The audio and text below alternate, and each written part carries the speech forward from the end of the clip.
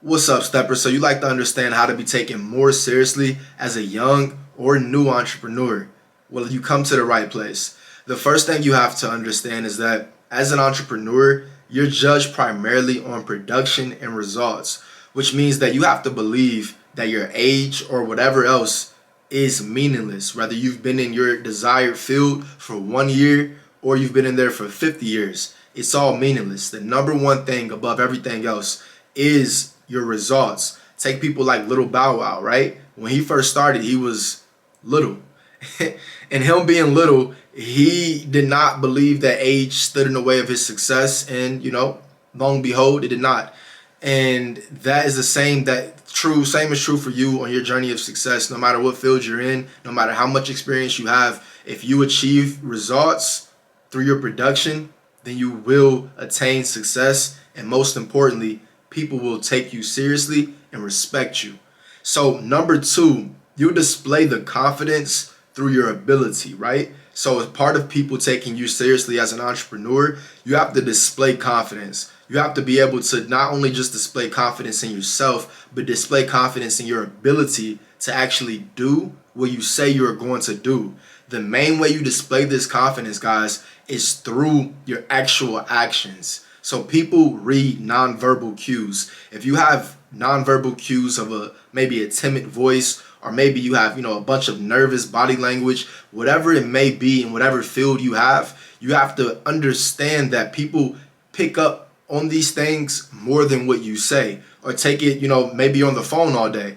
People can hear your facial expressions and almost feel your energy through your tone of voice. So make sure you master those nonverbal cues, or at least be aware of your own nonverbal cues. That way you'll display confidence through your actions, and you displaying confidence through your actions gets them into the door where you can do number three.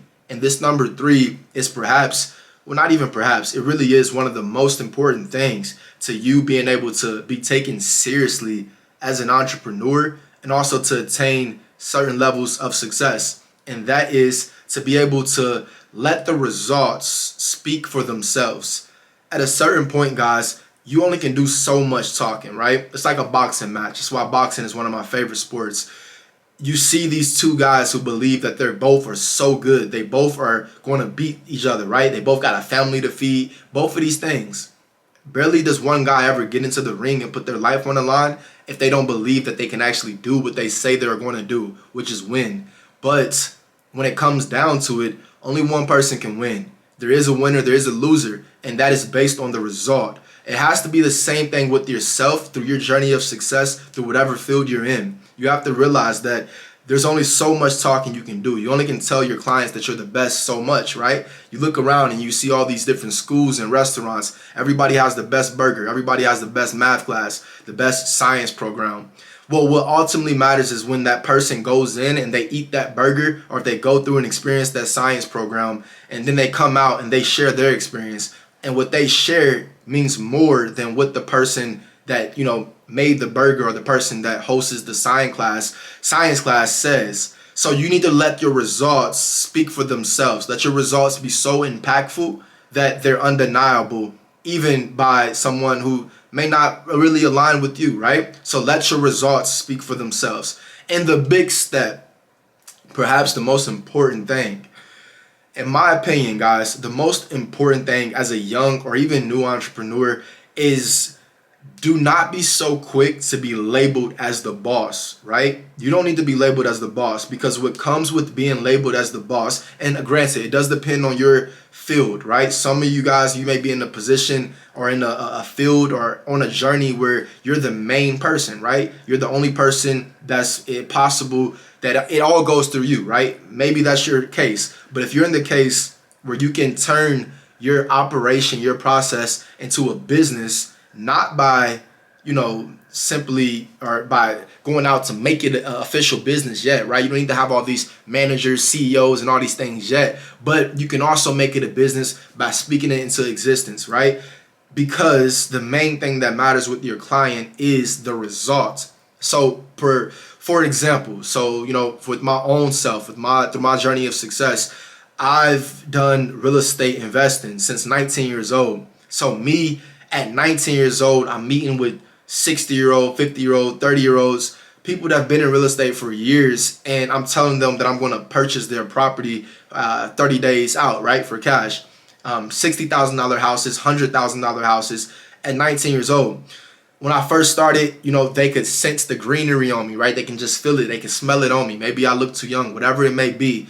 That being said, I was unsuccessful for a certain amount of time. It took me 9 months. Once I did get that first deal and once I really got into the groove of getting properties under contract, it's because I realized that I controlled people's perception of myself and also the business. So what I did, instead of me telling them that I am the boss of this company and I'm the person that's buying the house and I decided to go ahead and tell them that I had a purchase manager that purchased the property. The purchase manager makes the offers. The purchase manager does the numbers. I'm just the person who relays the message and asks you if you want to sell your house.